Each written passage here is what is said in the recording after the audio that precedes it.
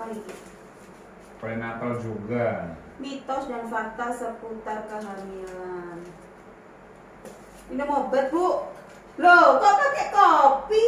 Lah, terus harus pakai apa? Adanya kopi. Kan nggak boleh. Kenapa kok nggak boleh? Loh, Ada kafeinnya itu. Oh. Mengurangi efektivitas obat loh. Harusnya gimana kalau minum obat yang benar? Yang netral. Tuh, kan. Pakai air putih toh. Yuk Ini coba kan. tanya yuk. Nggak boleh ya pakai yang berasa-berasa? Nggak boleh. Boleh. Ada kafein. Semua obat nggak boleh pakai kopi. Nggak Nggak boleh. Yang boleh hanya susu, yang bukan. boleh pakai kopi ya. Itu tadi Ayo obatnya ditanya dulu. sebelum makan atau sesudah makan? Tuh, Harusnya. dibacakan. Aduh, labelnya kemana ya obat ini ya? Oh iya. Ingatnya sih harusnya setelah makan, Pak Os. Ya udah deh, gini aja biar gak bingung, nanti kita capcus tanya sama teman-teman di Daha Podcast aja deh. Biasanya ada itu liputannya di situ. Yuk, yuk. Ada Mina, yuk. narasumbernya di Yuk, sana juga. berangkat yuk.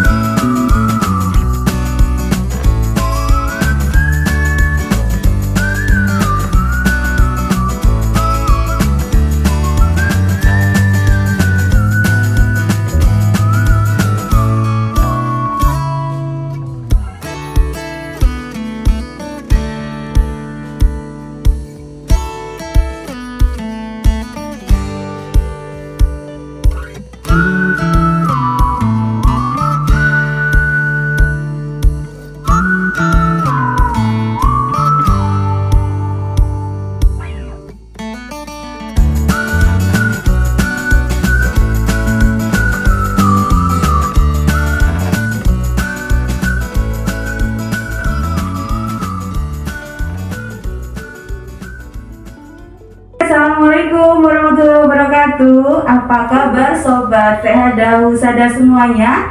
Masih bersama saya Rizky Rahmasari dan kita berjumpa lagi di Daha Podcast. Hari ini hari Rabu tanggal 15 Desember tahun 2021.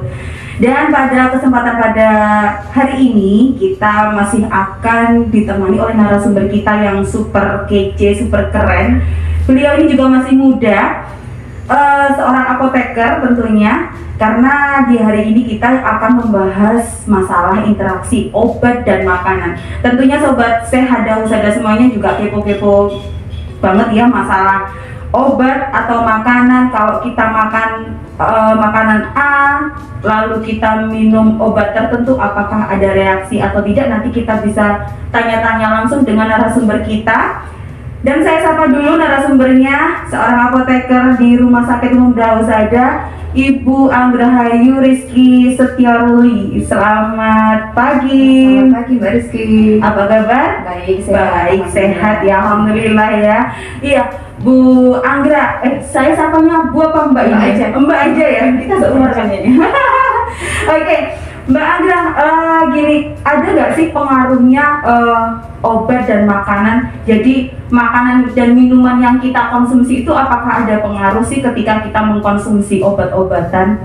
Tentu saja ada pengaruhnya. Jadi ada makanan atau minuman yang tertentu itu akan berinteraksi dengan obat tertentu juga. Jadi nggak semua obat atau makanan yang kita konsumsi barengan itu bisa diminum atau dimakan seperti itu. Oh gitu ya.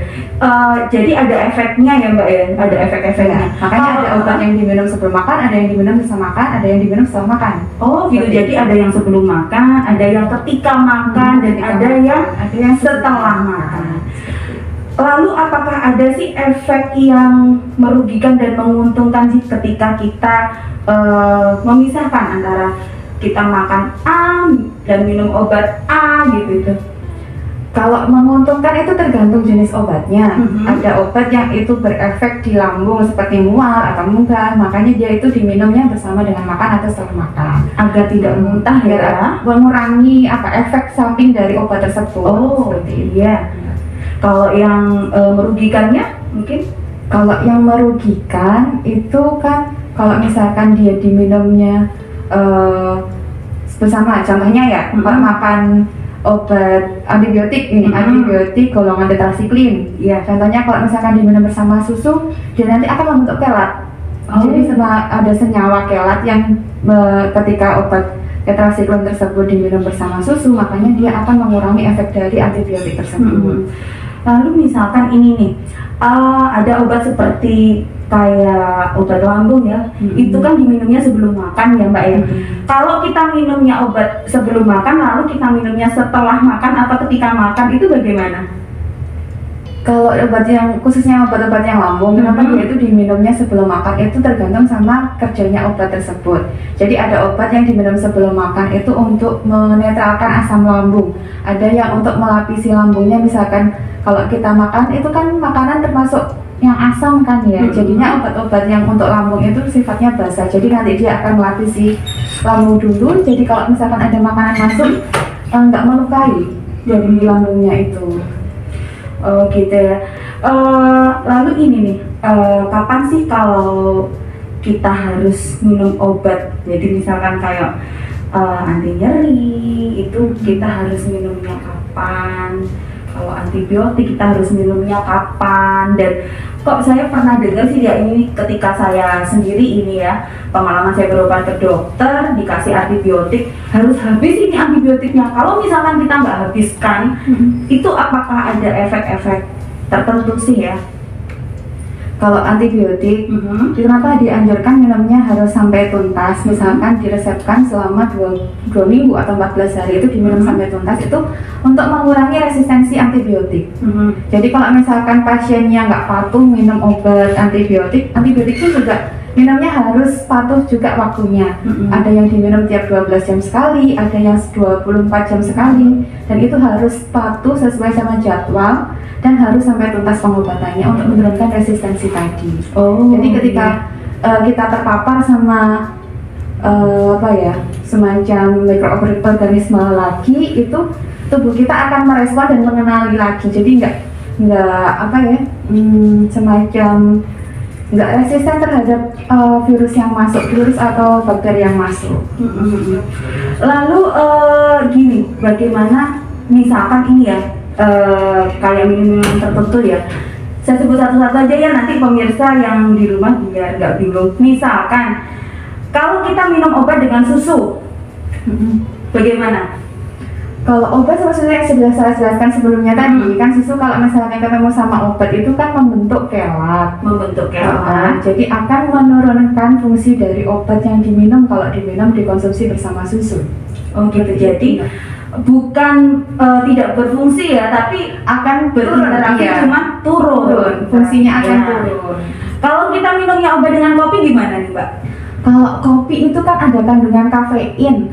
Seperti kita ketahui, kafein itu kan efeknya misalkan dia lebih ke simpatis ya Mbak. Jadi kayak meningkatkan tekanan jantung, terus moodnya akan jadi semakin meningkat seperti itu. Nah sementara kalau misalkan diminum bersama dengan obat, itu juga fungsinya nanti obat akan turun, nggak bisa maksimal bekerjanya. Oh gitu. Kalau minumnya dengan teh Juga sama sih sebenarnya kayak kopi tadi. Di teh kan juga ada kafein, ada tanin, fungsinya juga akan menurun nanti obatnya kalau misalkan dikonsumsi bersamaan. Oh iya. Kalau dengan alkohol bagaimana itu Mbak? Kalau alkohol itu nanti akan Bukan alkohol 70% atau alkohol snap loh ya. Ini alkoholnya minuman yang misalkan bersoda, lalu anggur atau yang lain. Ingat ya, bukan alkohol untuk obat. Kalau untuk alkohol itu efeknya di menurunkan kecepatan dari pengosongan lambung. Kalau misalkan dia dikonsumsi dulu bersamaan dengan obat, kan respon dari lambungnya akan menurun.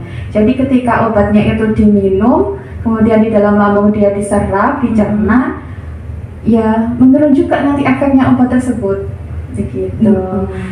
Misalkan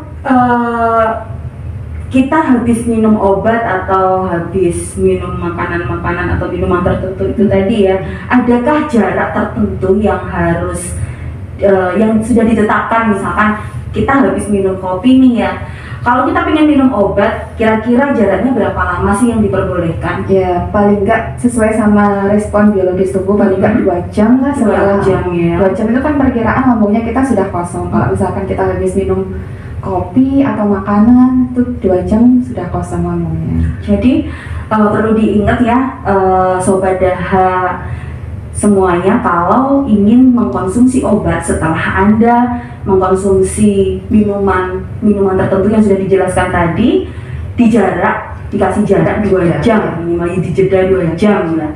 Begitu.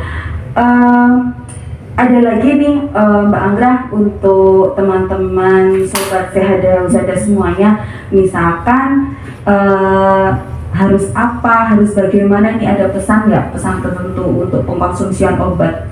Kalau pesannya sebaiknya pasien-pasien ketika datang ke rumah sakit, ketika dijelaskan sama apotekernya tentang bagaimana mengkonsumsi obat, itu lebih aware lah, lebih perhatian. Jadi ada obat yang dijelaskan itu diminum sebelum makan, saat makan, atau bersama dengan makan, itu harusnya lebih perhatian. Jadi kalau misalkan dia mengkonsumsinya itu tepat, kalau tepat minumnya, otomatis kan juga efeknya ke dalam tubuh kan juga tepat, terapinya juga pasti akan optimal.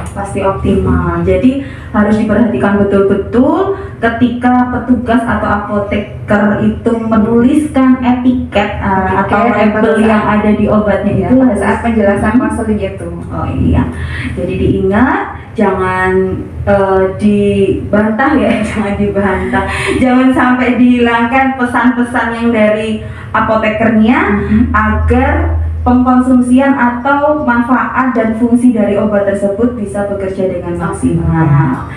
Baiklah, Sobat Sehat dan Husada semuanya, kita sudah berbincang-bincang mengenai interaksi obat dan makanan di hari ini. Nanti kita akan bertemu minggu depan di episode yang ketiga.